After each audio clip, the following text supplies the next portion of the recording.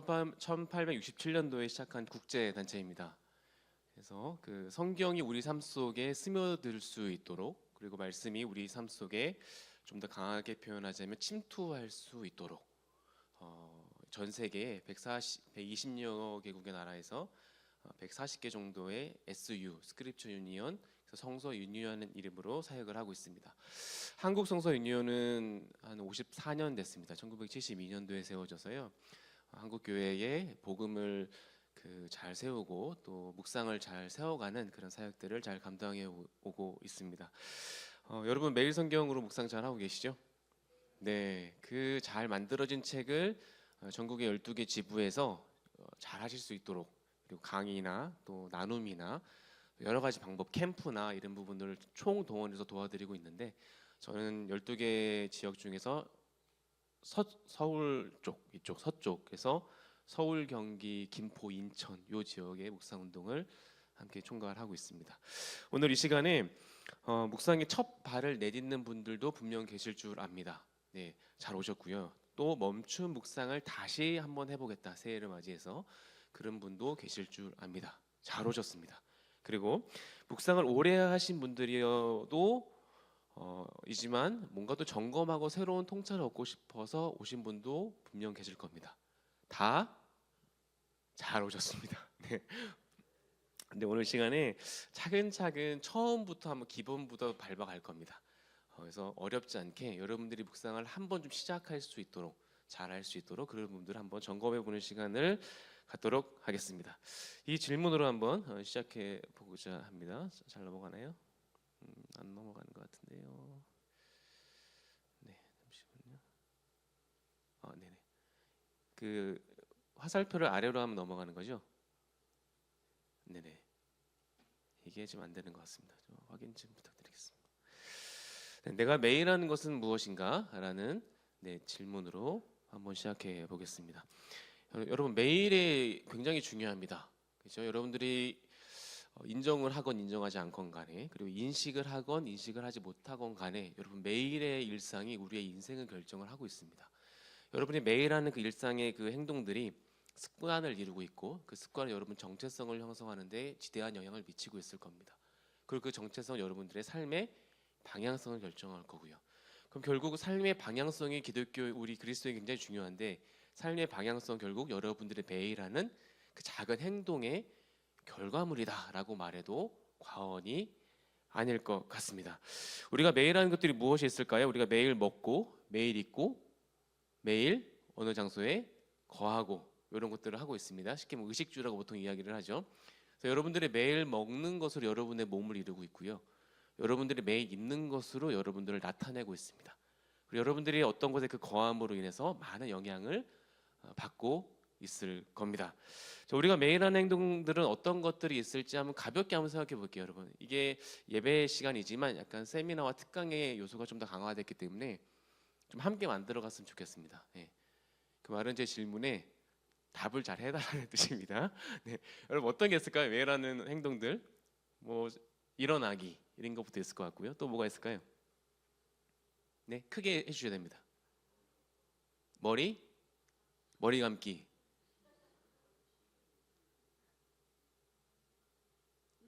이 두 개밖에 안 하세요, 여러분? 네, 밥 먹고, 뭐 영양제 먹고, 그렇죠? 운동하고 이런 것들을 하실 거 아닙니까? 저는 매일 아침 일어나서 하는 게 안경을 찾아야 됩니다. 안경을 써야 하루를 시작할 수 있거든요. 그 다음부터 이제 일상에 넘어갑니다. 여러분 그 중에서 특별히 신앙과 관련된 매일의 행동 있으세요? 큐티예요. 네, 맞습니다. 큐티 가장 좋은 방법 중에 하나고, 또 다양한 것들이 있을 거예요. 지금 이제 큐티 세미나긴 하지만 어떤 분들은 찬양을 매일 들은 분도 계실 거고, 하나님과의 교제를 끈끈하게 하기 위해서 어떤 분들은 기도하시고, 어떤 분들은 또 설교를 듣는 분들도 계실 거고, 다양한 방법으로 여러분 하나님과 가깝게 지내는 매일의 신앙의 일상들이 있을 거예요. 그 중에서 우리가 왜 큐티를 계속 가까이 해야 하는가, 그 부분들을 이 시간에 좀 더 살펴보도록 하겠습니다. 묵상이 매일 성경을 읽는 루틴 정도로 볼 수 있어요. 묵상이 뭐야? 라고 물어봤을 때 묵상은 매일 성경 조금씩 읽는 거지라고 볼 수 있겠지만, 사실은 묵상은 하나님 나라에서 갖는 본질적인 의미와 중요성을 갖습니다. 여러분 하나님 나라란 말 들어보셨죠? 하나님 나라가 뭘까요? 네, 뭐 다양한 정의가 있을 겁니다. 근데 좀 쉽게 설명을 하자면 하나님 나라는 하나님이 가장 중요한 나라입니다. 여러분들이 무엇을 하든지 간에 하나님이 제일 중요해. 그러면 그게 하나님 나라입니다. 그럼 교회가 하나님 나라입니까? 맞죠? 근데 아닐 수도 있습니다. 언제요? 교회임에도 불구하고 하나님이 제일 중요한 분으로 서 계시지 않으면 하나님 나라가 아닐 수도 있습니다. 어떻게 그럴 수가 있습니까? 역사가 그거를 말해주고 있습니다. 중세 흘러가면 흘러갈수록 그런 예들을 여러분 한 번쯤 접해 보셨을 것 같습니다. 그 말은 역으로 하면 하나님이 중요한 분으로 계시면 그곳이 어디든지 하나님 나라가 될 수 있는 거예요. 그럼 여러분 일터에서 하나님 나라가 될 수 있습니까? 될 수 있습니다. 여러분 가정에서 하나님 나라가 될 수 있습니까? 될 수 있습니다. 여러분이 가는 골목마다 하나님 나라가 될 수 있습니까?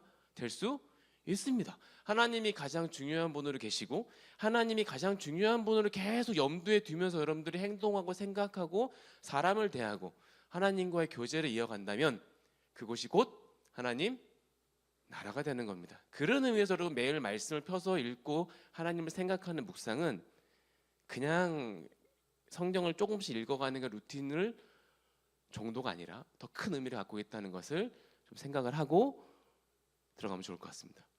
준비되셨습니까? 네. 개념에 대한 정의가 중요합니다.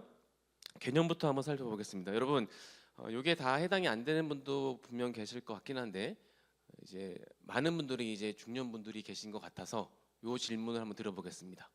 나에게 배우자란 무엇인가? 나에게 배우자란 땡땡이다.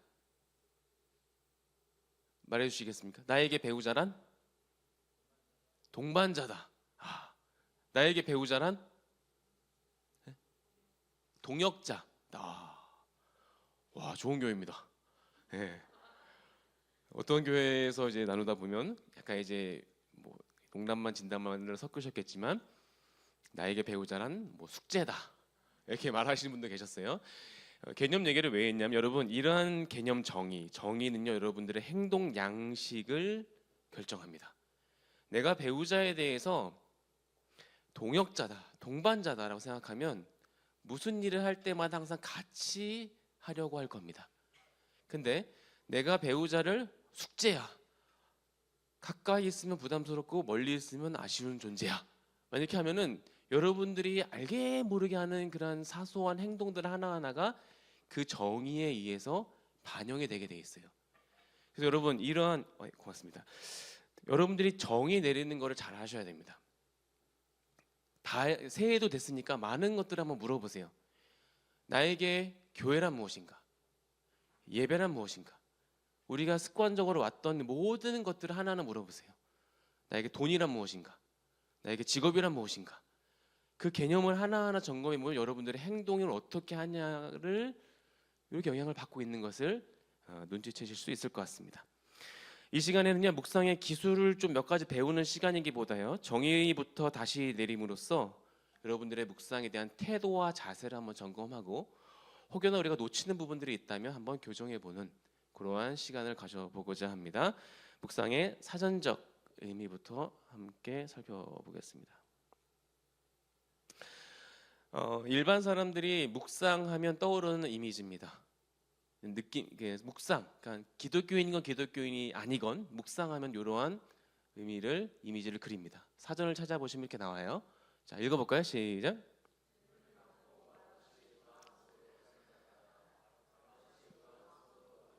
뭔가 일반 사람들, 그것이 기독교인이 아니건 일단 성경을 펴서 보면, 그러니까 사전을 펴서 보면 묵상은 뭔가 침묵의 시간, 마음으로 하는 행동이구나라는 것을 이렇게 연상시킬 거예요.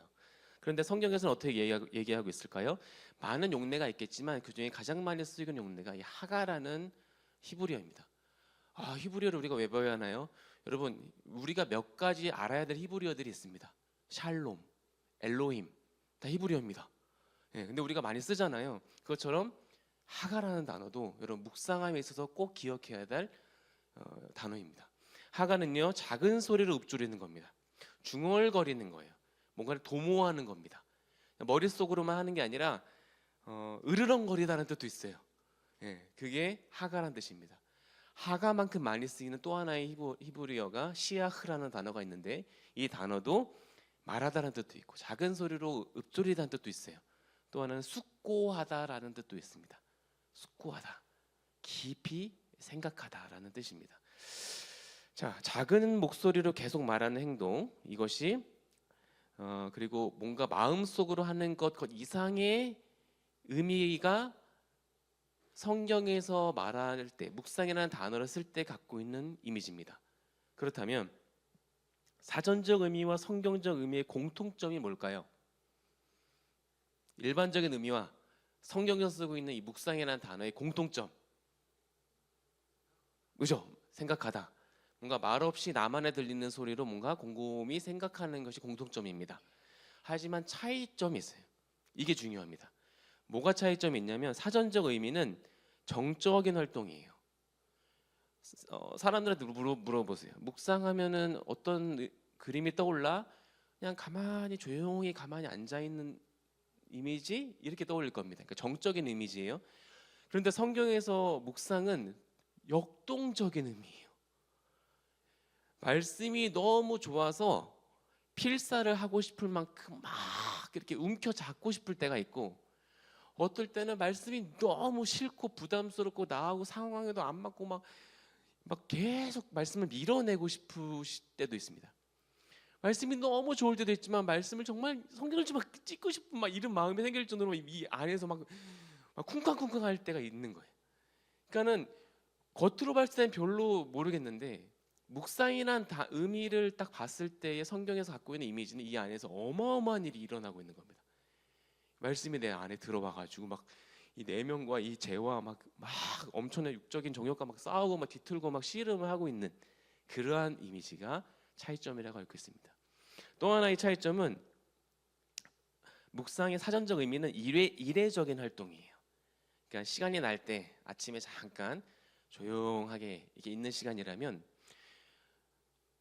원어적 의미, 성경적 의미에서의 묵상은 지속적인 활동입니다. 여러분 하루에 묵상은 몇 분 정도 하십니까?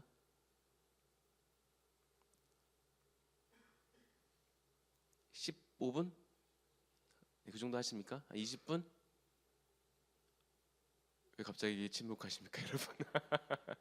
네, 10분, 15분, 15분, 20분 좋습니다. 그 정도 하실 텐데 그거 하고 끝나는 게 묵상이 아니라는 거예요. 원어적 의미에서 묵상은 늘 하루 종일 날 따라다닙니다. 성경을 읽고 묵상하는 것은 15분이지만 그 안에서 발견한 그 말씀을 오늘 하루 종일 동반하는 것, 동행하는 게 묵상이에요. 그런 차이점이 있다는 것을 기억하면서, 묵상은 숙제나 과제로서 하는 것이라는 서술어보다 그래서 사는 것이라는 단어, 서술어가 더 어울리는 단어입니다. 묵상했어 안 했어? 좋은 질문이 아니에요. 묵상대로 살았어? 묵상과 얼마나 함께 했어? 그게 더 좋은 질문이라고 할 수 있겠습니다. 그래서 삶과 동떨어진 고요한 활동이 아니라 삶 속에서 살아내는 역동적인 활동이다라는 것을 꼭 기억을 하시고, 세상에서 생각하는 어떤 명상은 비워내는 시간이라면 지금 우리가 말하고 있는 성경에서 말하고 있는 묵상은 채워 넣는 시간이에요. 말씀을 채워 넣는 시간입니다. 그리고 대상이 있습니다. 그냥 종, 땅 치면서 비우는 시간이 아니에요. 우리는 분명한 대상이 있어요. 그리고 내용이 있어요. 말씀이 있습니다. 그리고 대상과 그 내용, 그 말씀과의 나와 원활한 교제가 있습니다. 그 교제를 전제하고 있는 게 묵상의 큰 개념이다라는 것을 기억하시면 좋겠습니다. 시편 1편 2절 말씀 같이 읽겠습니다. 시작.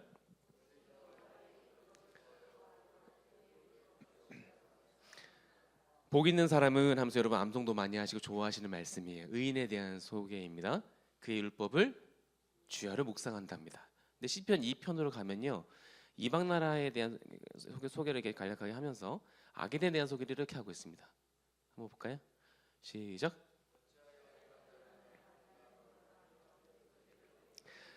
재미있는 사실은요, 여기서 묵상하는 도다라는 단어와 여기서 꾸미는가라는 단어가 지금 우리가 방금 배웠던 하가라는 묵상이라는 단어를 똑같이 쓰고 있습니다. 그 말은 뭐예요? 의인도 묵상을 하고 악인도 묵상을 한다는 거예요. 그런데 의인은 뭘 묵상해요? 율법을 주야로 묵상하고 율법에 관련된 일들을 꾸밉니다. 나도 살고 너도 살자. 우리 함께 살자. 이거예요. 근데 악인들은 뭐예요? 악인도 묵상해요. 악인도 곰곰이 생각합니다. 이 안에서 엄청난 일들이 일어나요. 그런데 헛된 일을 묵상해요.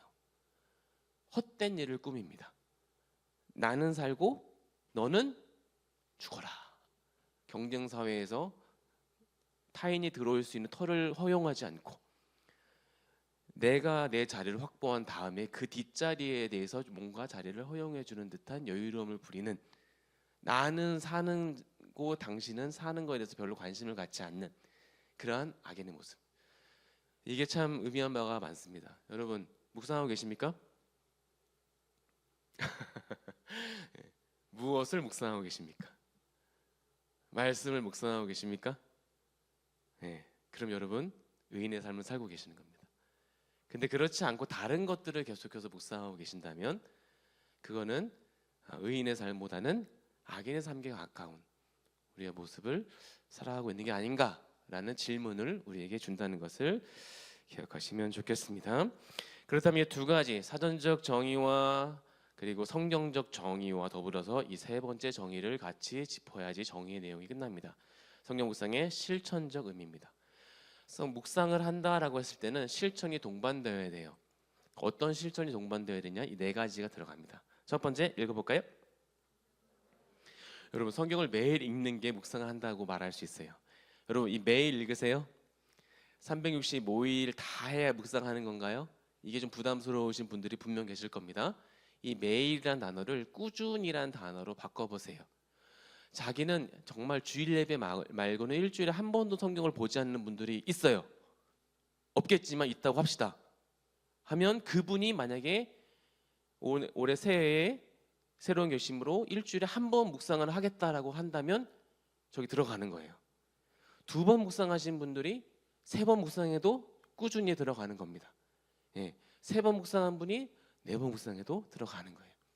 그러니까 꾸준히 말씀과 함께 하려는 그 모습이 있는가, 이게 중요하다는 겁니다. 예. 그리고 두 번째는요. 읽겠습니다. 시작. 네, 여러분 깊이 생각하셔야 돼요. 통독과 묵상은 다릅니다. 통독은 읽어 내려가는 거지만 묵상은 깊이 생각하는 거예요. 머물러야 돼요. 성경 공부는 지적인 부분들을 이제 강조하지만 묵상은 하나님과의 동행을 강조하기 때문에 말씀을 깊이 생각하고, 세 번째 그 말씀을 어디에 둬요? 마음에 두는 겁니다. 마음에 둔다는 것을 여러분 가볍게 여기면 안 됩니다. 하나님은 뭘 보세요? 예, 마음을 보세요. 그죠? 아무리 어떤 사람이 아무리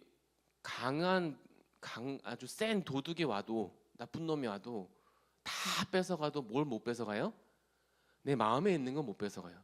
심지어 내 생명을 앗아가도 내 마음에 있는 건 못 뺏어갑니다. 그죠? 마음에 둔다는 것은 엄청난 이 하나님의 약속입니다. 죽음도 사망도 어떤 것도 하나님과의 우리의 사랑을 끊을 수 없는 거예요. 마음에 뒀을 때 그 힘이 있는 거예요. 그럼 네 번째, 그 말씀 안에 거하고 말씀 안에 거니는 것, 이런 것을 동반해서 우리가 살아내는 것, 이런 것들을 우리가 묵상한다라고 이야기를 하는 겁니다. 그렇다면 묵상을 우리가 왜 해야 될까? 사람이 움직이려면요 두 가지 중에 하나가 충족이 되어야 됩니다. 일단 의미를 충족이 되어야 돼요. 의미, 왜 해야 돼? 아니면 왜 해야 되는지 잘 모르는데 재미있어. 재미가 충족이 되면 사람이 움직여요. 스스로 움직이게 돼 있어요. 그래서 의미를 찾으면 소박하다, 재미를 찾으면 중박이다. 그래서 의미와 재미를 다 찾으면 뭐라고 그래요? 대박이다라고 얘기를 하는 거예요. 그래서 여러분 오늘 이 유익을 통해서 그 중에 하나라도 건져 가시면 돼요. 예. 묵상하면서 우리가 왜 해야 되는가? 그냥 하라고 하니까 하죠. 이거 그렇게 하면 안 됩니다. 묵상은 스스로 말씀을 읽는 거예요. 예, 스스로 말씀 앞에 쓰는 겁니다. 대제사장, 하나님 앞에 대제사장으로서 하나님과 예수님의 이름으로 독대하는 시간입니다. 그래서 이 자발성이 중요한 부분인 건데, 하나님과의 만남과 사귐이 있어요. 하나님을 만나는 두 가지 방편인데 우리가 말씀하고 기도라고 보통 이야기를 합니다. 그런데 말씀과 기도가 그냥 말씀과 기도가 아니라 앞에 단서가 붙어요. 관계적인 말씀, 관계적인 기도. 기독교는 관계를 빼고 설명할 수가 없습니다. 우리 창세기 묵상하고 계시죠? 매일 성경 묵상하고 계시면 그 창세기는 뭐가 많이 나와요? 시작이 많이 나옵니다. 그죠? 근데 가장 우리를 이렇게 가슴 뛰게 하는 시작이 뭐예요?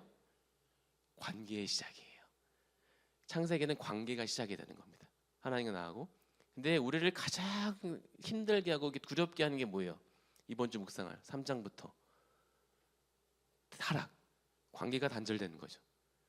그러면 우리를 일으켜주는 게 뭡니까? 그 끊어진 관계를 회복시켜주는 것. 그죠? 예수 그리스도 하나님이자 동시에 사람이신 예수님의 그 관계 회복. 그래서 관계란 단어를 빼면은 기독교를 설명할 수가 없습니다. 그래서 우리가 말씀과 기도 하지만 그 말씀과 기도가 관계적인 말씀이어야 되고 관계적인 기도여야 되는데 하나님이 관계적인 만남을 위해서 우리에게 말씀해 주세요. 계속해서 말씀해 주세요. 끊임없이 말씀해 주세요. 신실하신 하나님. 하나님은 정말 우리가 못 알아듣고 우리가 듣고 싶지 않아 해도 계속해서 말씀하세요. 네. 우리도 고집 세죠? 하나님도 고집 장난 아닙니다. 하나님도 이 사람 변화시키기 위해서 정말 끝까지 놓고 안 놓는 분이에요. 자, 보세요. 히브리서 말씀. 자, 같이 읽겠습니다. 시작. 옛적에 선지자들을 통하여 여러 부분과 모양으로 우리 조상들에게 말씀하신 하나님이 신약에 이 모든 마지막의 아들을 통하여 우리에게 말씀하셨으니 이 아들을 만유의 상속자로 세우시고 또 그로 말미암아 모든 세계를 지으셨느니라.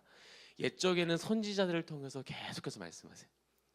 그리고 신약 시대에 와서는 예수님이 이 모든 것의 마지막에 말씀이 육신이 되어서 이제 그 몸으로 우리가 손으로 만질 수 있고 눈으로 볼 수 있는 분으로 오셔서 그걸 보여주십니다. 자, 봐라. 이렇게 말씀으로 자기의 뜻을 알리시고 우리는 그 말씀을 하나님과 사귐을 이어갑니다. 누가복음 18장 19장에 보시면요, 두 부자 청년이 나오는데요. 첫 번째 부자 청년은 신앙생활을 하기에 좋은 조건을 다 가진 청년입니다. 그리고 구약적 개념의 복이라 할 수 있는 부도 거머쥔 사람이에요. 오늘날로 이야기하면 모태신앙이라고 보시면 좋습니다. 이 사람이 예수님이 오신다는 소식을 듣고 딱 가서 묻습니다. 예수님, 영생을 얻으려면 어떻게 해야 됩니까? 라고 묻자 예수님이 뭐라고 말씀하시냐면 십계명을 지켜라라고 말씀하세요. 십계명을 보시면은 하나님 사랑과 이웃 사랑으로 나눠지잖아요. 일부러 예수님이 뒷부분을 얘기하세요. 이웃 사랑적인 부분들을. 그게 말씀하시는데 이 부자 청년이 어떻게 반응했을까요? 그거는 제가 다 알죠. 저 모태신앙이에요. 이런 겁니다. 오늘날로 이야기하면 이런 느낌이에요. 여러분 주기도문 외우세요? 자, 해볼까요? 시작. 네, 좋습니다. 여러분 사도신경 암송하십니까? 해볼까요? 시작. 네, 예수님이 오셔가지고 너 주기도문 외워? 너 사도신경 외워? 뭐 이런 거예요. 여러분 구구단 잘 하세요? 98에 53 27에 네, 이런 거예요. 한국 사람들한테 구구단 게임 하자고 하는 것 같은 느낌이에요. 느낌이. 그러니까 십계명을 지켜 그러니까 그거 다 제가 하죠. 뭐 이런 걸 저한테 물어보세요. 주기도문을 물어보세요. 이런 느낌입니다. 그랬더니 예수님이 너에게 부족한 것이 하나 있다라고 말씀하세요. 그러면서 모든 소유를 팔아서 가난한 사람에게 나누어 주어라. 그랬더니 이 부자 청년이 어떻게 합니까? 근심하며 돌아갑니다. 소유가 전부였던 사람에게, 구원마저도 소유하려고 했던 사람에게 예수님이 관계적인 질문을 던지시자 근심하며 돌아갑니다. 또 한 명의 부자가 나와요. 삭개오입니다. 삭개오는 키가 작아요. 그렇죠? 키 작은 삭개오. 성경책은 굉장히 압축적인 책입니다. 단어 하나하나를 허투루 쓰지 않아요. 여인을 소개할 때에 아름다운 여인이야라고 이렇게 소개를 하면 이 아름다운 여인이 어떤 여인이냐면 진짜 아름다운 거예요. 그럴 때 수식어를 붙여요.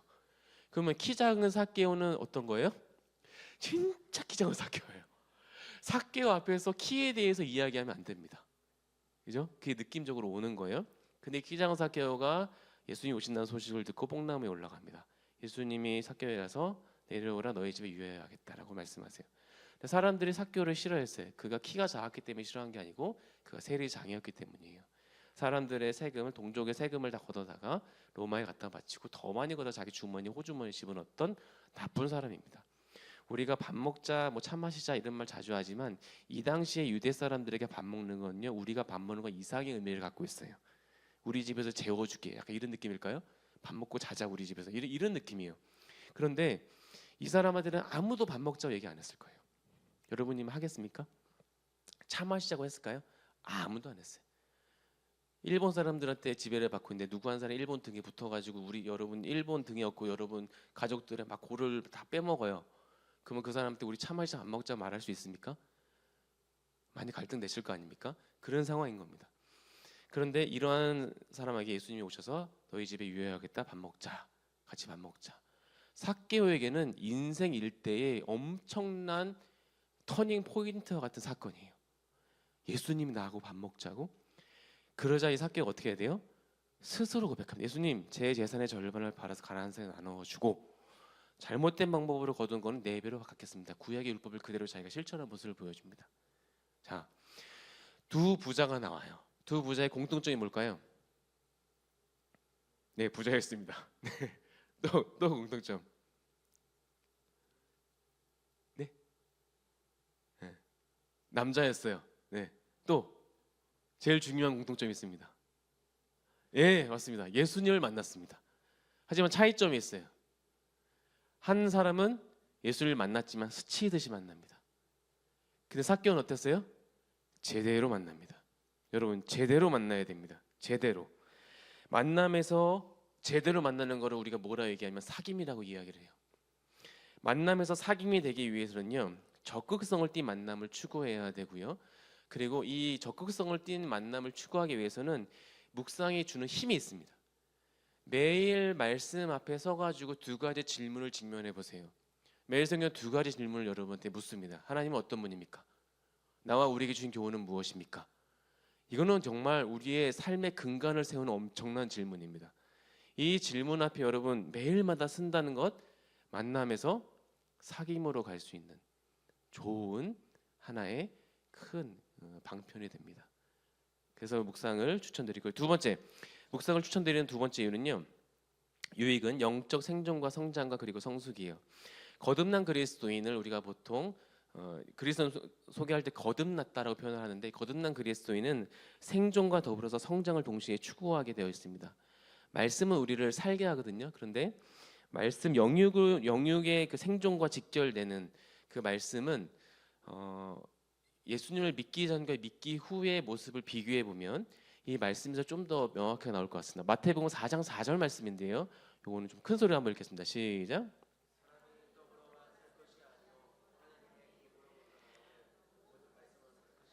네, 기존의 삶을 버리고 새로운 삶을 취하는 것을 우리는 그리스도인이라고 얘기를 해요. 근데 새로운 삶을 취함에 있어서 가장 근본적인 변화가 뭘까요? 양식의 변화예요. 양식의 변화. 근데 예수님을 믿기 전에는 뭐예요? 떡만 중요했던 거예요. 떡이 중요했고 떡이 전부였어요. 그런데 우리도 육신을 입고 있기 때문에 떡이 필요하잖아요. 예, 돈이 있어야 되잖아요. 먹고 살아야 될 거 아닙니까? 그런데 예수님도 아셨어요. 떡으로만 살 것이 아니고 그건 따라오는 거고 그 다음 정말 근본적인 양식의 변화가 있는데 그게 뭐냐면 하나님 입으로부터 나오는 모든 말씀이야. 예, 이거에 여러분이 확 와닿는 거를 사람을 가르쳐서 우리는 뭐라고 얘기해요? 그리스도인으로 됐다. 거듭났다라고 이야기를 하는 겁니다. 그죠? 양식의 변화가 있는 거예요. 그 다음에 양식의 변화가 있고 새로운 삶을 살기로 결단한 사람에게는 뭐가 있냐? 성장이 있어요. 아이가 태어나면은 생존을 해서 딱 태어났어요. 그럼 이 아이가 태어났을 때 너무 기쁘지만 이 모습 그대로 가면은 부모의 마음이 아플 거 아닙니까? 그죠? 때에 맞게끔 이제 자라나는 모습들을 또 따라줘야 되겠죠. 그것을 가르쳐서 우리는 성장한다 이야기를 해요. 근데 이 성장을 얘기를 할 때 이 말씀을 또 우리가 기억해야 됩니다. 자, 요것도 한번 힘드시겠지만 한번 더 읽어보겠습니다. 시작.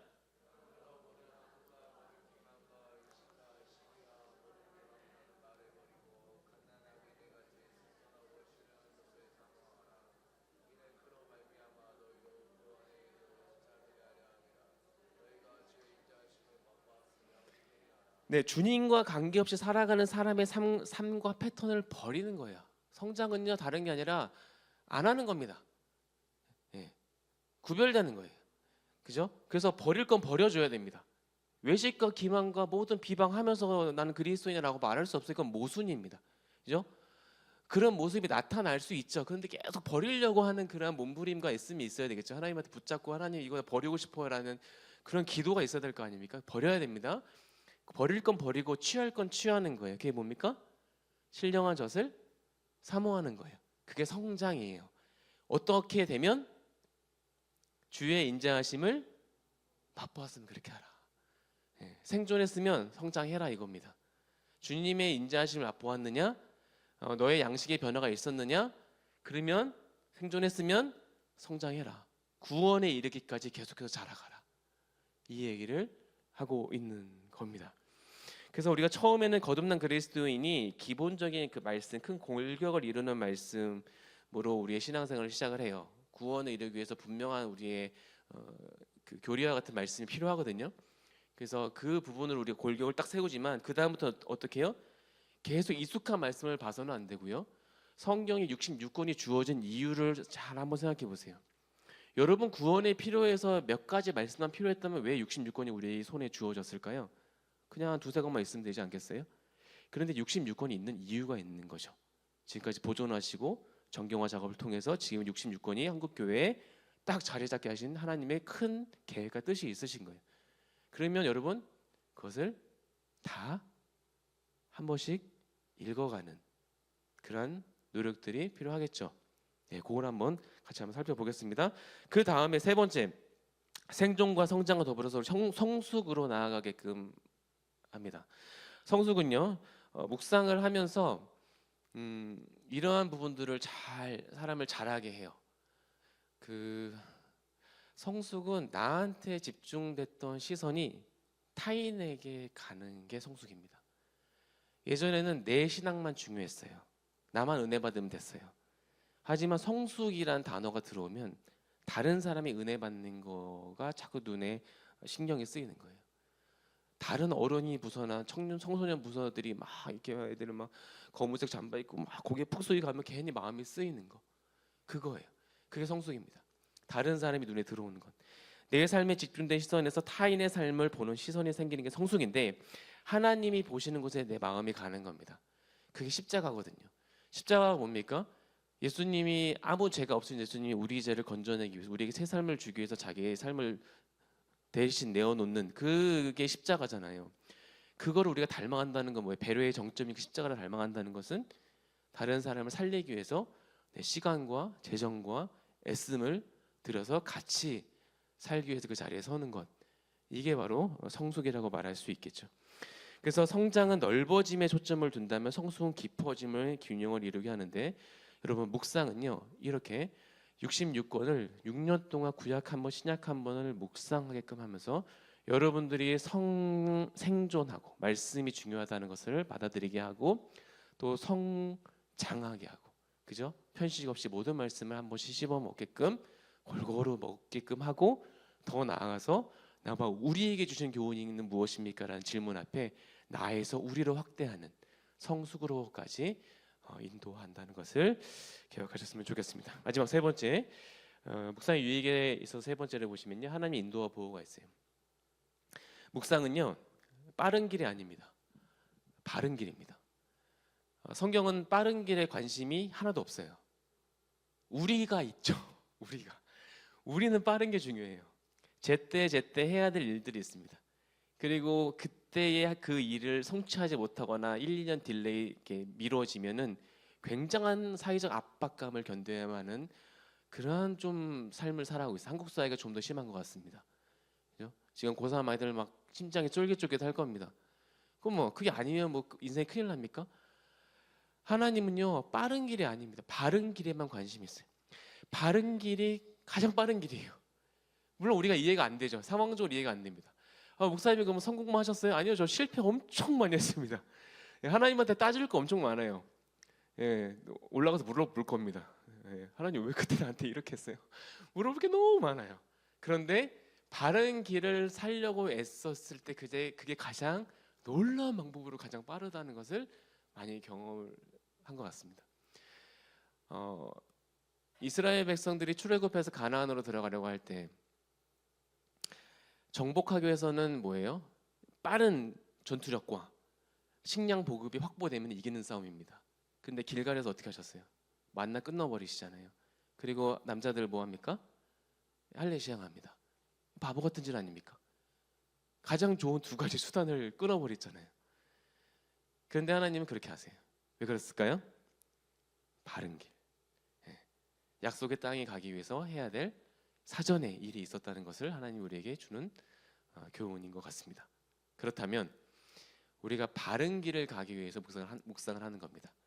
여러분 축복의 개념이 많이 오염이 됐지만 이 세상에서 잘 되기 위해서 우리가 신앙생활하는 거 맞습니까? 물론 그것도 포함되겠지만 사실은 더 넓은 의미가 있는 거죠. 우리가 영생을 사는 거잖아요. 시간을 초월한 사람들 아닙니까? 그러면 이 땅에서 다 그게 쇼부란 말을 쓰면 안 될 것 같죠. 그러니까 이해를 돕기 위해서 그렇게 다 되지 않다 하더라도 그리 아니하실지라도 영혼의 개념에서는 우리는 뭔가 다른 어떤 여유가 있어야 될 거 아닙니까? 그게 있어야 사실 섬김이 되고 도움이 되고 사람들을 일으켜 세우고 할 거 아닙니까?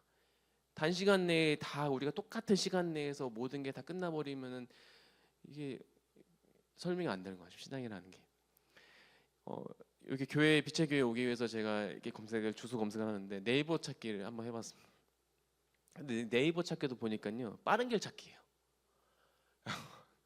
해보셨어요? 빠른 길 찾기 네이버? 빠른 게 곧 바른 거다라는 그 세상의 인식이 있는 것 같습니다. 근데 묵상은 그게 아닙니다. 하나님은 그렇게 하지 않습니다. 바른 길을 가기 위해서 우리가 묵상을 하는 겁니다. 시편 119편 105절 말씀, 주의 말씀은 내 발의 등이요 내 길의 빛이니이다. 매일 성경에서 가장 강조하는 말씀입니다. 하나님이 많이 보여주시지도 않아요. 내 발에 등으로 비춰주세요. 말씀이 실족하지 않도록 바르게 갈 수 있도록. 그리고 그 길을 따라갔더니 내 길이 빛처럼 보여주는 말씀. 그리고 여호수아 1장 7절 8절 좌로나 우로나 치우치지 말라.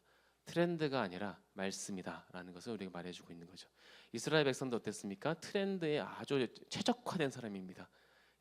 출애굽 트렌드, 가나안 트렌드, 왕국 트렌드, 분열 트렌드, 그죠?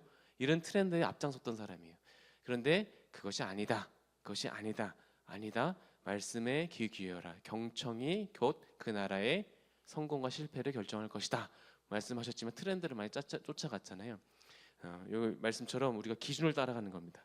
그런데 이러한 모든 것들이 우리를 그런 막 말씀 앞에서 말씀에서 막 조금 더 벗어나지 못하게 막 우리를 우겨 싸기 위해서 하나님이 우리를 말씀을 주신 것인가? 그렇지 않습니다. 신명기 10장 13절 말씀. 내가 오늘 내 행복을 위하여 내가 명하는 여호와의 명령과 규례를 지킬 것이 아니냐. 하나님은 우리가 행복하기를 바라세요. 예. 하나님은 우리를 막 괴롭히고 막 하게 하려는 분이 아니라는 것을 꼭 기억하셨으면 좋겠어요. 묵상은요 하나님에 대한 다양한 상을 발견하고 경험하기 위해서 하는 겁니다. 내가 알고 있었던 여러분들이 경험했던 하나님이 전부가 아니에요. 그죠? 하나님은 더 크신 분이고 더 다양한 방식으로 정말 놀라운 방식으로 일하시는 분입니다. 그래서 묵상하고 나눔이 굉장히 중요한데 나눔을 통해서 뭘 하는 거냐면 내가 단면적으로 봤던 하나님, 내 상황 속에서 만났던 하나님이 나눔을 통해서 입체적으로 보여지는 거예요. 하나님이 입체적으로 일하시는 분이구나. 나는 되게 단색적으로 하나님을 만나고 하나님을 이해했는데 아니네. 하나님 굉장히 다채로운 분이시네 라는 것을 묵상을 통해서 발견하시고 계속해서 하나님의 세상을 넓혀 가셔야 되는 겁니다. 잠언 말씀에 보면요 신앙의 규격이 있어요. 순종하면 상 받고 불순종하면 벌 받는다. 딱 신앙의 틀을 만들어 주셨어요. 그런데 우리의 인생이 하나님 말씀에 순종하면 잘 되고 불순종하면 벌 받고 이 틀 안으로 모든 여러분의 인생사가 설령 가능하세요? 아니란 말이에요. 그래서 우리가 뭘 읽어요? 욥기를 읽는 거예요. 그래서 규범적 지혜와 더불어서 반성적 지혜를 일으키는 욥기와 같은 변칙과 같은 말씀을 읽어줘야 되는 겁니다. 욥기 읽으면 이해가 안 돼요. 자녀 교육 엄청 잘했거든요. 신앙 교육 엄청 잘했거든요. 그런데 어떻게 됐어요? 다 망하고 죽고 그냥 빈털터리 됐잖아요. 친구들한테 손가락질 받잖아요. 그런데 그가 나중에 하나님을 발견하죠. 예. 그러니까 이 두 가지 면에 있어서의 다양한 부분들이 균형적으로 있어야 되는 것처럼 시가서에서 말씀하시는 하나님, 그죠? 엄청 시적인 표현을 하시는 하나님, 그리고 막 정확하게 율법가처럼 말씀하시는 하나님, 그리고 굉장히 우리를 매질하시는 듯한, 막 밀어 넣는 듯한 하나님, 어떨 때 우리를 막 다독이면서 막 하시는 하나님, 한 손에는 어머니 손처럼 이렇게 자유롭고 한 손은 아버지 손처럼 뭔가 이렇게 묵직하지만 뭔가 든든한, 이러한 두 가지의 양면에 대한 하나님을 여러분 묵상을 통해서 66권을 하나하나 보시면서 발견하셨을 때 우리의 신앙이 여러 면에서 이렇게 보게 되고, 하나님을 어떠한 상황 속에서 만난 하나님 때문에 하나님에 대해서 오해하고 교회에 대해서 뭔가 이렇게 상처받고 이런 일들을 최소화할 수 있는 겁니다. 그렇다면 여러분, 묵상의 이 부분들을 전제로 해서요, 묵상의 순서와 방법들을 한번 소개해드리겠습니다. 묵상의 개념 알겠어요? 묵상의 유익 중요한 거 알겠어요? 그럼 묵상을 어떻게 하란 말이에요? 궁금하신가요? 예, 그거를 좀 실질적인 팁을 알려드리고 좀 매듭을 짓겠습니다. 성경 묵상을 하실 때는요, 총 3단계가 있습니다. 여러분 개인마다 묵상하시는 스타일이 있겠지만 제가 이 부분을 소개해드리니까는 적극 활용하셨으면 좋겠어요. 첫 번째 단계는 멈춤의 단계입니다. 스탑이라고 보통 이야기를 해요. 여러분 일단 멈추셔야 됩니다. 묵상하는 이유는요, 일상을 하나님 앞에서 멈추기 위해서 하는 거예요. 예. 멈추지 않으면요, 세상은 우리를 멈춰주지 않습니다. 애굽이 어땠어요? 멈춤이 없는 나라였어요. 근데 그들을 출애굽시킨 이유가 뭐였습니까? 멈춤이 있는 민족으로 만들기 위해서요. 예. 쉼이 있는 나라, 예배가 있는 나라. 예. 그래서 멈춤이 중요합니다. 이 멈춤에 있어서 우리가 해야 될 두 가지 구체적인 활동이 따라오는데 그게 1번, 2번입니다. 읽어볼까요? 시작. 네, 멈췄다. 이제 두 번째, 머무셔야 됩니다. 멈춘 다음에 가만히 멍하게 있는 게 아니라 머물러야 돼요. 스테이. 가만히 잠잠히 머물러서 아름다운 씨앗을 탁 심겨 나면 어떻게 하셔야 됩니까? 기다려줘야 돼요. 예, 씨는 뿌려집니다. 근데 그게 이제 뿌려질 때, 그게 뿌리를 내릴 때까지 기다려주는 것, 머무의 단계가 필요합니다. 그 머무의 단계는 두 가지를 하셔야 돼요. 3번, 4번, 읽기, 묵상하기. 3단계는 나아감의 단계예요. 멈추고 머무면 어떻게 됩니까? 끝난 게 아니라 나가셔야 되죠.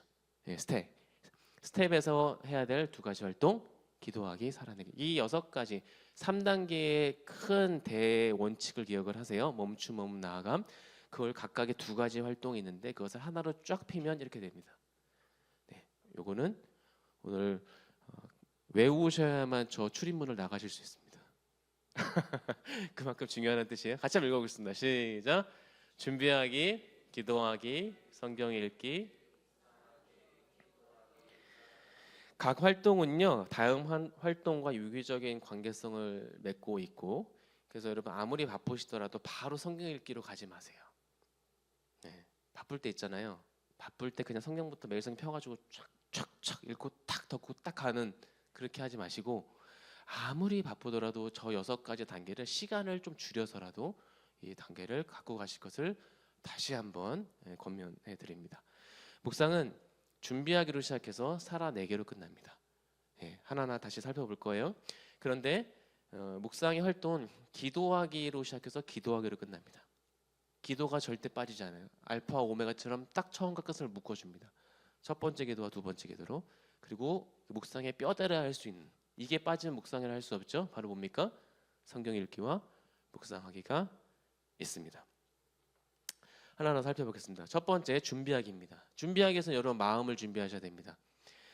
준비하기가 이제 별거 아닌 것처럼 보일 때가 많습니다. 그래서 그냥 제대로 준비하지 않는 경우가 사실 많은데요. 준비하기가 제대로 되지 않으면 그날의 묵상의 장벽은 높아집니다. 그리고 이 준비하기 부분을 잘 하셔야 되는데, 그렇다고 해서 대단한 어떤 각오와 결심을 요구하는 단계는 아니고요. 알고 나면 너무나 쉽고 간단한 부분인데 그래서 좀 간과되기가 쉬운 부분인 것 같습니다. 준비하기 위해서 첫 번째, 마음을 준비하셔야 됩니다. 하나님을 만나고 싶은 마음이 있는가? 하나님 말씀해 주십시오. 이 말씀이 여러분들의 일상 가운데 오늘 하루를 살아가는 선택과 기준으로 세울 만한 마인드셋, 그 마음의 준비를 하고 있는가? 아니면 그냥 뭐 하니까 하는 거지라고 하는가? 저도 어떨 때는 그냥 저거 없이 묵상할 때가 있는데, 그러면 묵상을 했다는 모양은 있는데 힘이 없는 거예요. 그럴 때가 참 많습니다. 그래서 항상 저도 지금 필 때마다 하나님, 마음의 준비를 합니다. 말씀해 주십시오. 이런 마음의 준비를 하고 들어가는 거예요. 하나님은 외모를 보지 않는다고 하셨잖아요. 마음을 보시잖아요. 씨는 뿌려져요. 어떻게든 뿌려집니다. 근데 어디에 뿌려지냐가 중요한 거죠. 길가리에 뿌려지면 그냥 뿌려졌지만 날아가는 거고요. 그죠? 돌밭에 했지만 끝나는 거고. 어디에 뿌려져야 돼요? 좋은 밭에 뿌려져야 돼요. 그런 밭을 준비하는 작업이다라고 생각하시면 좋습니다. 그 다음에 해야 되는 게 뭐냐면요, 시간과 장소를 준비하셔야 돼요. 시간과 장소. 별거 아닌 것 같은데 굉장한 힘이 있습니다. 예수님이 그 바쁜 3년의 공생의 기간, 우리가 바쁘다 하지만 제가 이제 사역 이제 공동 목회하고 이제 할 때 성도님들이 항상 물어보세요. 목사님 바쁘시죠? 아니요, 저 안 바빠요. 바쁜 건 죄예요. 막 이러면서 일부러 안 바쁘려고 했거든요. 근데 바쁜 그 예수님, 우리 예수님 앞에서 바쁘다고 말할 수 없을 것 같습니다. 그렇죠? 3년의 시간 동안 이 모든 구속사에 대한 부분들을 일단락 하셔야 되니까. 그런데 그 바쁘신 예수님이 새벽 미명에 산에 올라가셔서 하나님과 독대하는 시간에 있어서는 양보가 없으셨어요. 새벽 미명에 산에 오르셔서 시간과 장소에 힘이 있습니다. 시간, 머드러기가 뭔지 아실까요? 순 우리말입니다.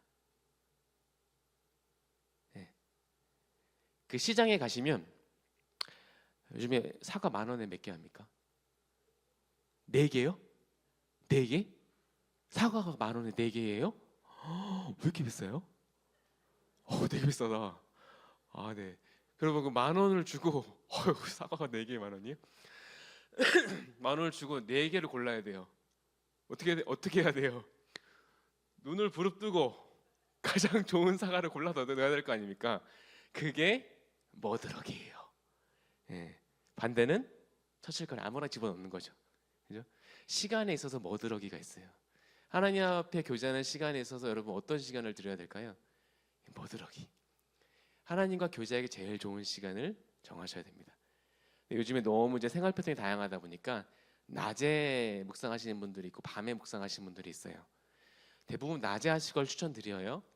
근데 만약에 이제 뭐 3교대다 이렇게 일을 하셔야 되는 분들이 계시다면 밤에 할 수밖에 없는 일이 있을 수 있거든요. 그때는 그 다음날 묵상을 미리 하세요. 그런 식으로. 그래서 가장 좋은 시간을 정해서 묵상하는 겁니다. 장소. 제가 집에서 막 설교하고 하는데, 제가 지금 초등학교 4학년 올라가는 딸이랑 1학년 올라간 중학교를 올라가는 아들이 있는데, 이제 아시죠? 그분이 이제 이렇게 했어요. 그래가지고 막 레이저 쏘고 막 이제 이렇게 그런 시절 다 아시잖아요. 그래서 막 집중해서 하는데 잘 안 돼요. 그래서 카페 가가지고 바다다닥 했더니 2시간 만에 끝났어요. 장소가 주는 힘입니다. 여러분 시간과 장소를 정해보세요. 지금 그냥 뭐 시간 날 때 하지 이렇게 하지 마시고요. 지금 한 10초 드릴게요. 할 게 많지만 10초 안에 시간과 장소를 정해보세요. 몇 시에 어디에서 나는 묵상을 하겠다. 우리 기도하신 분 몇 시에 어디에서 하시겠습니까? 7시에 어디세요? 방에서. 그렇게 정하는 겁니다. 그래서 여러분 마음을 준비하시고 시간과 장소를 정하시고요. 그 다음에 도구를 준비하십시오.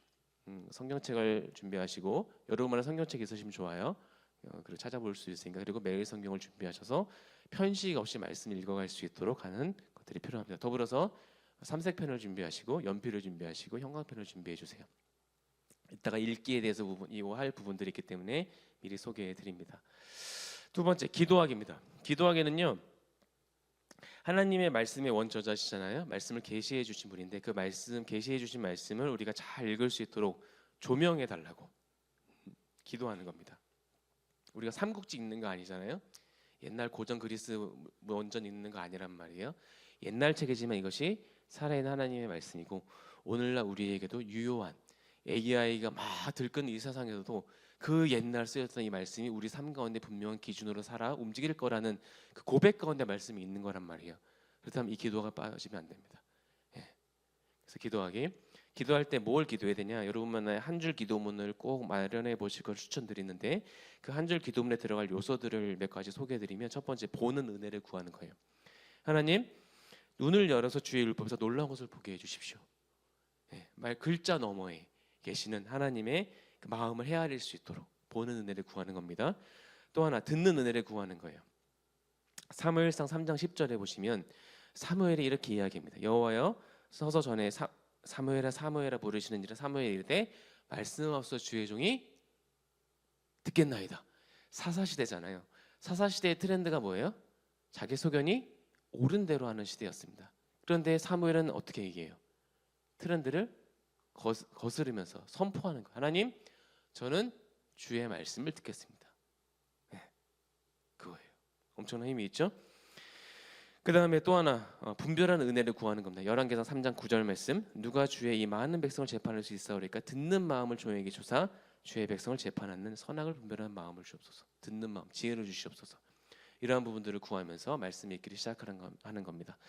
자, 본격적으로 성경 읽기. 자, 첫 번째 6단계 기억나십니까? 1번 준비하기, 두 번째 기도하기, 세 번째 성경 읽기. 성경 읽기를 할 때는 3번 읽을 걸 추천드립니다. 근데 3번을 너무 반복적으로 읽으시면 지루하실 거예요.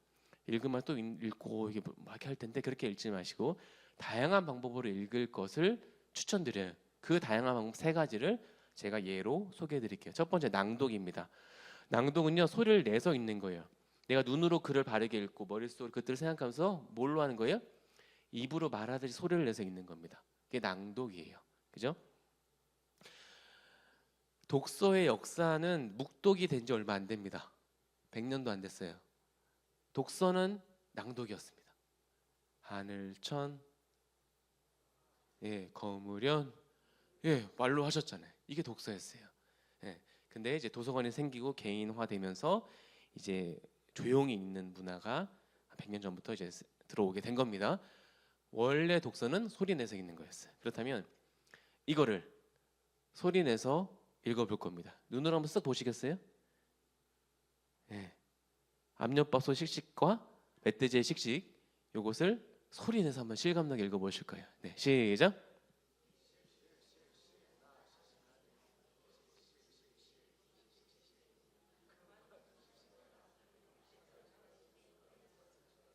이렇게 이거를 눈으로 읽는 거랑 씩씩씩씩 해서 읽는 거랑 느낌이 다르죠. 우리가 말씀도 마찬가지예요. 여러분들이 다윗이 되어 주시고 제가 골리앗이 되겠습니다. 이 상황은요, 부모를 욕하는 것보다 더 이상의 상황이에요. 자기가 믿는 하나님에 대해서 욕하고 있는 겁니다. 감히 골리앗이 무기가 좀 있다고 작은 이 다윗이 그 앞에서 막 의분에 차가지고 소리치는 거예요. 한번 해보세요. 다윗이 골리앗에게 말했습니다.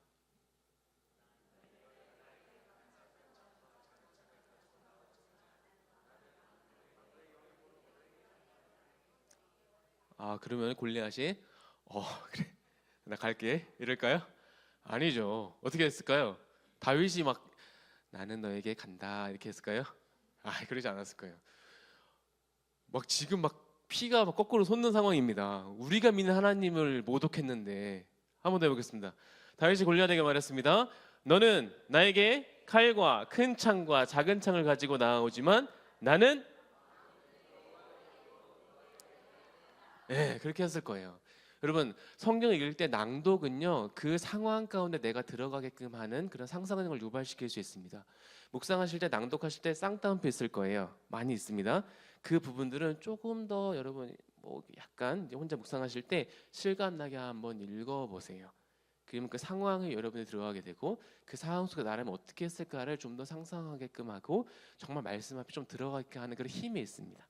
그래서 우리가 성경 봉독할 때 이게 이름절로 쭉 읽는 경향이 있지만 여러분 스스로 개인 묵상하실 때는 목소리를 좀 바꿔서 좀 더 실감나게 낭독을 하시는데 아까 연필, 삼색펜, 형광펜 말씀드렸죠? 연필 가지고 쭉 읽어가시면서 따옴표 부분은 이렇게 누가 이야기했는지를 파악도 할 수 있고 이렇게 읽어보실 것을 추천드립니다. 두 번째는 미독입니다.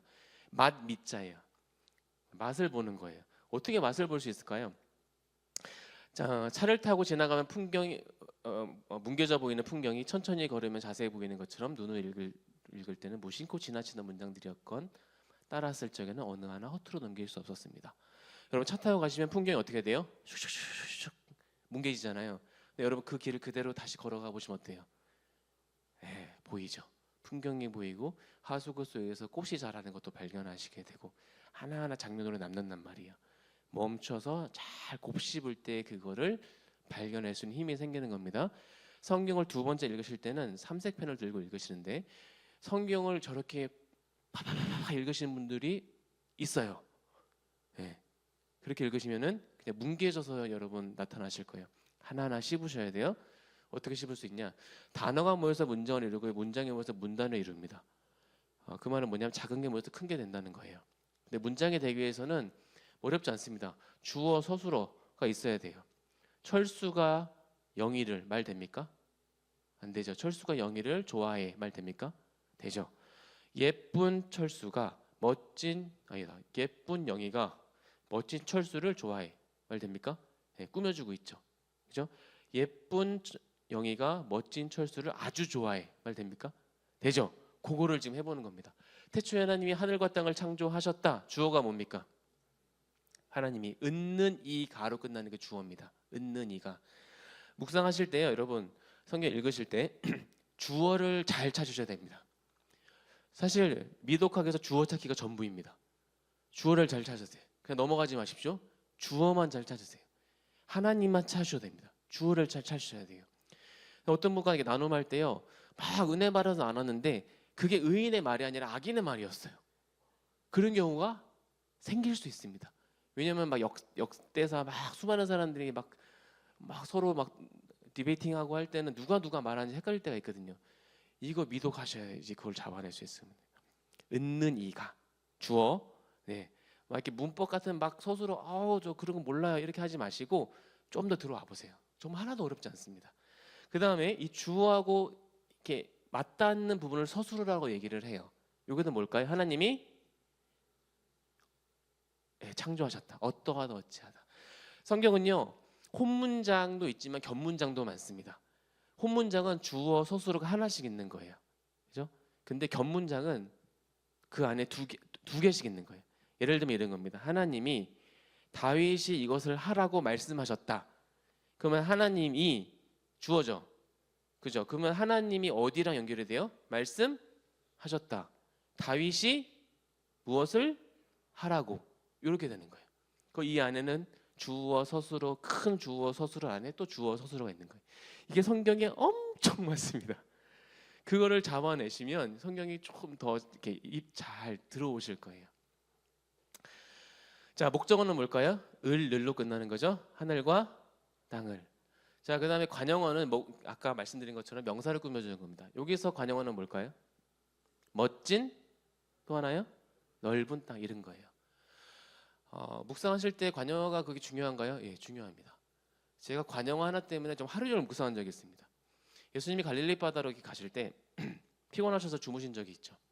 제자들이 태풍 만나니까 막 호들갑을 떨면서 예수님 어떡합니까? 뭐 이런 적이 있었어요. 기억하시죠? 근데 그 중에서 한 복음서에서 어떻게 소개하고 있냐면 큰 풍랑이라고 소개하고 있어요. 근데 이렇게 묵상하다가 풍랑인데 무슨 풍랑? 큰 풍랑에 제가 동그란 늘 이제 그렇게 묵상하니까 큰 풍랑 하면서 제가 멈칫한 거예요. 그러니까 우리가 생각할 수 없는 인생의 큰 풍랑 앞에서 내가 이렇게 제자들의 모습에 대해서 손가락질 할 수 있을까? 큰 풍랑 앞에 내가 정말 하나님 앞에 제일 먼저 찾고 나아가고 있는가? 내가 해볼 것들을 다 해보고 안 되면 하나님을 찾고 있지는 않는가? 제자들과 내가 삶이 다른가? 내가 이렇게 말하면 이렇게 살아나면서 내가 말씀을 전할 수 있을까? 막 하루 종일 나를 사로잡는 겁니다.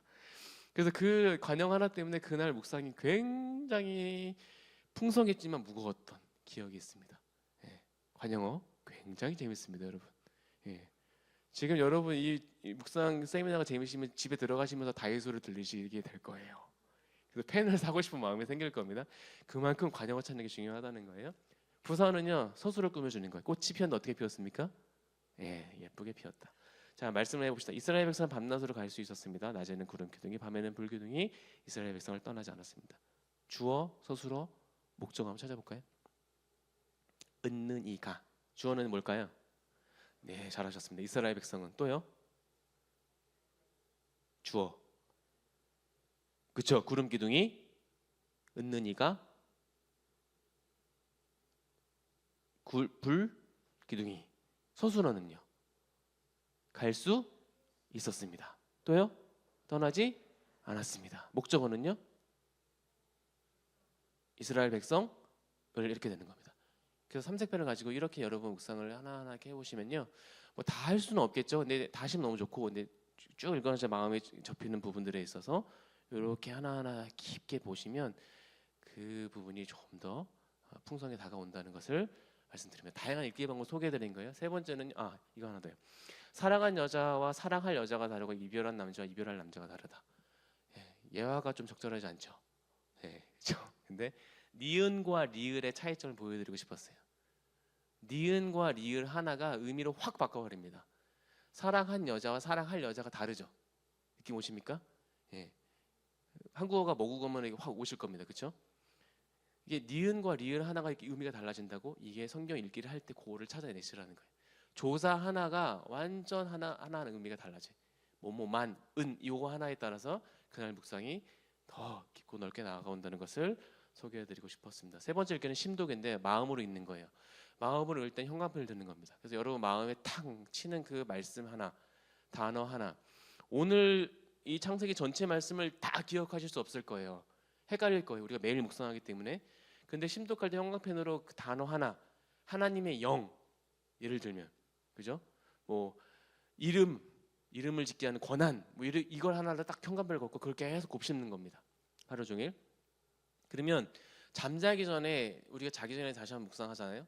자기 전에 오늘 뭐 묵상했더라, 오늘 말씀대로 살았는가 했을 때 막 기억이 안 났을 때, 이 심독했을 때 현관에 밑줄 친 그 단어 하나를 떠올리시는 거예요.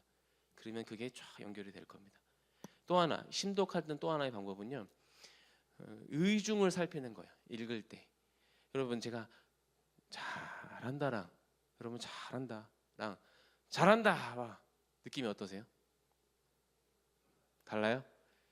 잘한다, 잘한다. 어떤 말을 듣고 싶으십니까? 잘한다를 듣고 싶잖아요. 근데 잘한다는 말은 똑같잖아요. 근데 그거를 잘한다로 말하거나 잘한다로 말하거나 완전 뉘앙스가 달라지는 거죠. 그게 심독입니다. 행간을 읽어내는 거예요. 예수님이 이러한 것들을 많이 하셨습니다. 사람이 낚는 어부로 삼겠다. 이거 심독 안 하면요, 어떻게 될까요? 무서운 말씀이 됩니다. 사람을 이렇게 하는, 그렇게 읽을 수도 있는 거예요. 그런데 의중과 행간을 파악하면 그 의미가 아니라 이 사람을 건져서 예수 믿는 사람으로 만들겠다는 뜻이잖아요. 그게 심독입니다. 제자들이 예수님의 그 마음 뜻을 심독을 잘 못해가지고 오해를 많이 했어요. 예수님이 지금 시장하신가 보다, 뭐 이런 얘기를 많이 했던 것 같습니다. 그죠? 심독 중요합니다. 이 외에도 다양한 방법들이 있어요. 여러분 찾아내십시오. 그걸 활용해서 여러분 읽기를 다양하게 하시고, 이제 좀 빨리 가겠습니다. 네 번째, 이 준비하고 기도하고 성경 읽기까지 해서 지금 하고자 하는 게 뭐냐, 바로 묵상하기입니다. 묵상하기는요, 발견과 연결이라는 단어를 꼭 기억하세요. 우리가 왜 기도하고 우리가 왜 3번 읽는가? 발견하고 연결하기 위해서 하는 겁니다. 이게 묵상이에요. 하나님이 기뻐하시고 온전한 뜻을 발견했다면 그 뜻을 찾아내는 것이 묵상이라면, 이제는 그 뜻을 내 삶과 일상의 삶과 연결시켜야 되는 겁니다. 그래서 하나님이 어떤 분입니까? 질문 앞에 하나님이 이러이러한 분입니다. 날마다 다채롭게 발견하실 거 아니에요? 그게 왜냐하면이라는 서술을 끌고 와서 여러분이 근거 구절로 따라오는 거예요. 몇 절에서 발견하나인데 여러분들이 하나님은 사랑이 많으신 하나님입니다 라고 말할 수 있는 겁니다. 그래서 내가 어떻게 하겠다. 발견과 그래서 연결을 시켜야 되는 거예요. 교훈 찾기도 마찬가지입니다. 오늘 교훈은 무엇입니까? 오늘 교훈은 이것입니다. 왜냐하면 2절, 3절, 5절에서 쫙 끌어와서 이렇게 말씀하셨기 때문입니다. 그래서 오늘 내가 어떠한 삶을 살아내겠습니다. 이렇게 쓰는 거죠. 그래서 발견하고 연결하는 것이 이 묵상하기 단계에서 해야 되는 겁니다. 상황이 아닌, 여러분, 하나님 중심으로 묵상을 하셔야 됩니다. 상황 중심으로 묵상하지 마십시오. 그래서 이 두 질문을 가지고 묵상하실 것을 추천드려요. 이게 매일성경의 가장 큰 특징 중에 하나입니다.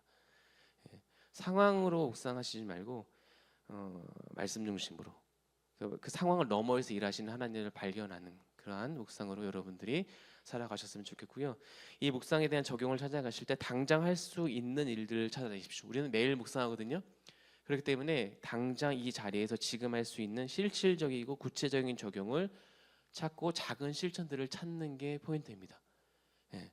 그래서 그게 뭐 적용이야. 예, 그게 바로 적용이에요. 예. 그냥 사랑한다 2번 더 이해하기. 예, 그게 적용이에요.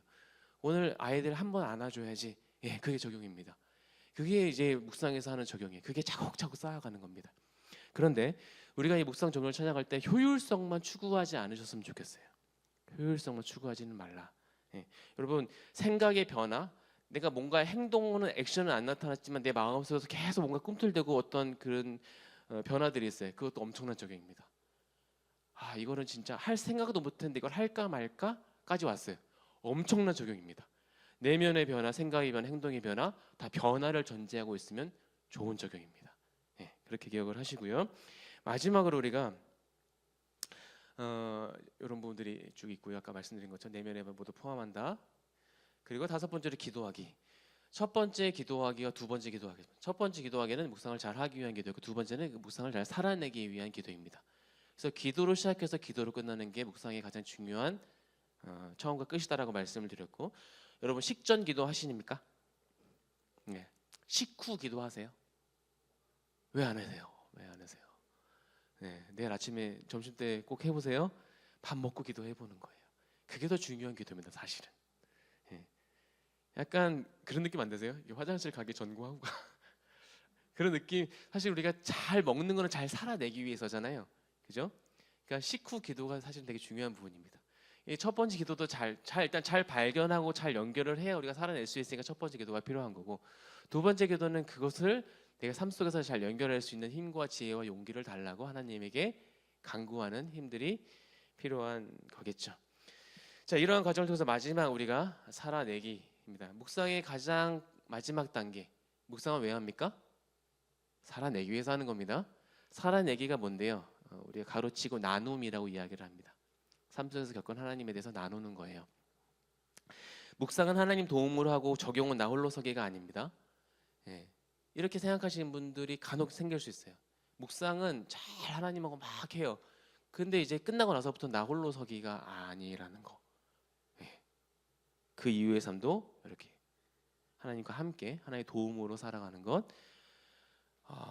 미가서 6장 8절 말씀에 하나님 우리에게 바라시는 게 뭐라고 말씀하셨죠? 공의를 실천하고 인자를 사랑하고 헷세들을 사랑하고 하나님과 동행하는 것이 아니겠느냐, 그죠? 그 부분들을 좀 기억하시면서 묵상을 하셨으면 좋겠고요. 여러분 보약이 우리를 살리는 게 아니라 평범한 일상의 밥상이 우리를 살리는 겁니다. 예. 여러분 집에 가셔서 저녁 어떻게 드세요? 막 대단한 막 팔첩반상에 막 보약 쫙 들이키고 이렇게 매일 드십니까? 아니잖아요. 예? 밥 하나에 국 하나에 반찬 뭐 2개, 김 하나 이렇게 드시지 않습니까? 예. 그런 소박한 일상이 지금 우리를 이 자리까지 쓰게 한 겁니다. 묵상은요, 사실은 대단한 어떤 뭔가가 아닐 수 있지만 여러분들의 매일의 밥상과 같은 겁니다. 소박하지만 여러분들의 삶을 지탱해주고, 넘어질 것 같지만 그 근력을 일으켜주시고, 막 하나님을 끝까지 붙들게 하는 그 저력이 어디서 나오냐? 매일 하나님과 묵상했던 그 관계, 그 시간 속에서 여러분 힘이 발현되는 겁니다. 특별한 결심과 예배와 우리의 중요한 행사들이 우리의 신앙을 돋굽니다. 예, 그것도 잘 하셔야 되죠.